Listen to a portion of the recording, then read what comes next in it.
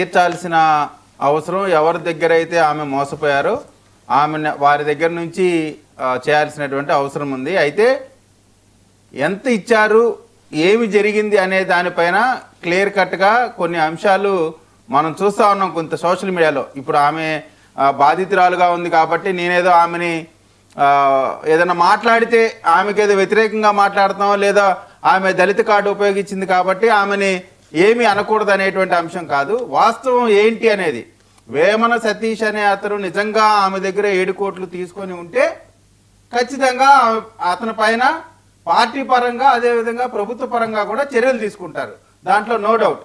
అయితే ఇక్కడ ఆమె చెప్తున్న మాట 7 కోట్లు, 7 కోట్ల రూపాయలు ఆమెకి ఇచ్చేటువంటి పరిస్థితి ఉందా లేదా, పాయింట్ నెంబర్ 1.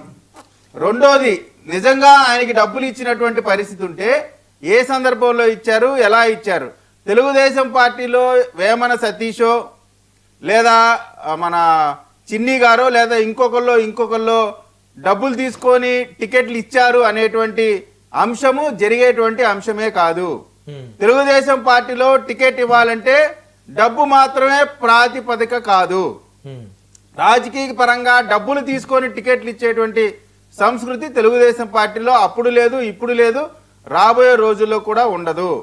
దాంట్లో ఎటువంటి ఆలోచన చేయాల్సిన. అయితే కొంతమంది ఇప్పుడు దుబాయ్ సీన్ అనే ఒక సినిమా ఉందండి. ఆ సినిమాలో రవితేజ వీళ్ళంతా కూడా బొంబాయి వెళ్తారు. వెళ్తే వేణుమాధవ్ వచ్చి వాళ్ళని మోసం చేస్తాడు.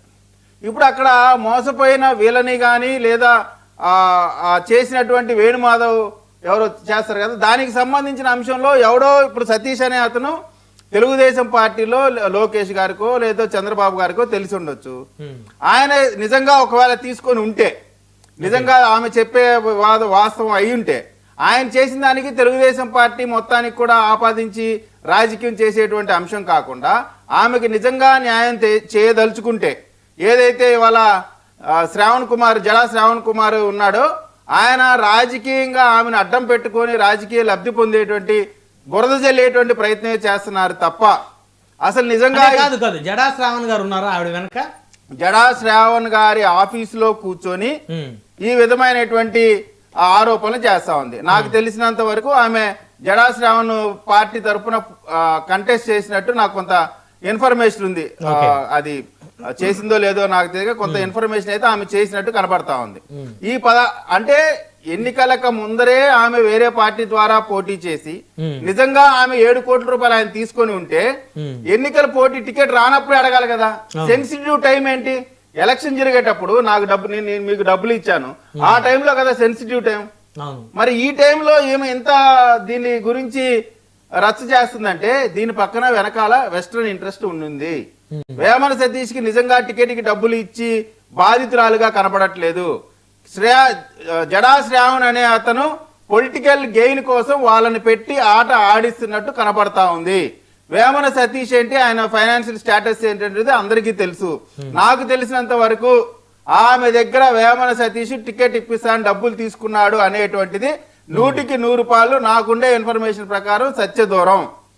టికెట్ ఇప్పిస్తానని 7 కోట్ల రూపాయలు తీసుకున్నాడు అనేటువంటి మాట ఖచ్చితంగా అబద్ధం అనేటువంటిది అక్కడ ఉన్నటువంటి పరిస్థితి, ఆమె ఆర్థిక పరిస్థితి, ఆమెకు ఉండేటువంటి పరిస్థితి అన్ని కూడా చూసిన తర్వాత నేను చెప్పదలుచుకుంటా ఉన్నాను. కాబట్టి దీంట్లో వాస్తవం ఏంటి అనేటువంటిది ఆమె కంప్లైంట్ ఇస్తే పోలీసులు విచారిస్తారు. దానికి సంబంధించిన ఏమైతే న్యాయం చేయాలో ఆ న్యాయం ఖచ్చితంగా చట్ట ప్రకారం చేసి తీరుతారు. ఎవరైనా కానీ చట్టం ముందు ఒకటే. కాబట్టి ఈ ఇష్యూలో మాత్రం ఇది జగన్ గారు ఉన్నారా? జడా శ్రావణ్ గారి వెనక ఎవరున్నారు? జగన్ గారు ఉన్నారా లేకపోతే ఎక్స్ అనేవాడు ఉన్నాడా అనే దానికంటే కూడా ఈ రోజున ఆమె నేను బాధితురాలుగా అని చెప్తుంది. నేను ఇల్లు అమ్మాను, అయ్యమ్మాను, ఇయ్యమ్మా అని చెప్తుంది. ఎలా ఉంటదంటే కొలుకుపూడి శ్రీనివాస్ కూడా 60 లక్షల రూపాయలు ఏదో ఒక ట్రాన్సాక్షన్ చూపించి ఒక స్టేట్మెంట్ పెట్టి, ఇదిగోండి ఈ ట్రాన్సాక్షన్ చూడండి 5 కోట్ల రూపాయలు నేను చిన్నికి ఇచ్చా అంటాడు. 60 లక్షలు పంపించడానికి అది ఎవరికి పంపించారు, ఎప్పుడు పంపించారు, ఏ అకౌంట్ అంటే ఏ ట్రాన్సాక్షన్ అగెనెస్ట్ అంటే ఈ 60 లక్షలు పలానా దానికి నిమిత్తం అని పంపిస్తారు. దేనికి పంపించేటువంటి లేకుండా 60 లక్షలు పెట్టి 5 కోట్లు అని చెప్తా ఉన్నారు. ఏమేమో ఏకంగా 7 కోట్లు అని చెప్తా ఉన్నారు. ఎన్నికలకు ముందే ఈమె వేరే పార్టీ నుంచి పోటీ చేసింది. ఇక్కడ అంశాలు ఏంటంటే చాలా అంశాలు ఇప్పుడు 16 నెలల క్రితం ఆమె వేరే పార్టీ తరఫున పోటీ చేసింది. ఆ టైంలో కూడా వేమన సతీష్ అనే అతను అడగలేదు. అంటే ఎక్కడ ఆమె చెప్పేదానికి ఆమె వేసిన నిందకి యాక్చువల్స్కి అసలు సంబంధం లేదు. కాబట్టి దీనిపైన ఖచ్చితంగా వాళ్ళు పోలీస్ కేసు పెట్టుంటే దానిపైన విచారణ జరిగిద్ది. ఆమె వెళ్లాల్సిన ప్రదేశం కూడా పోలీస్ స్టేషనే. నాకు తెలిసి శ్రావణ్ కుమార్ గారు కూడా అనేకమైనటువంటి అంశాల్లో హైకోర్టులో అక్కడెక్కడ పెడతా ఉంటారు కాబట్టి కేసు పెట్టకుండా ఉంటాడని నేనైతే అనుకోవట్లేదు.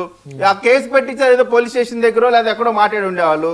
మరి పోలీస్ స్టేషన్ లో కాకుండా ఆయన ఆఫీసులో కూర్చోబెట్టి మాట్లాడటంతోనే నేను ఈ పార్టీని, తెలుగుదేశం పార్టీని ఏదో ఒక రకంగా కిచిడి వ్యవహారాలు చేసి టార్గెట్ చేస్తాను.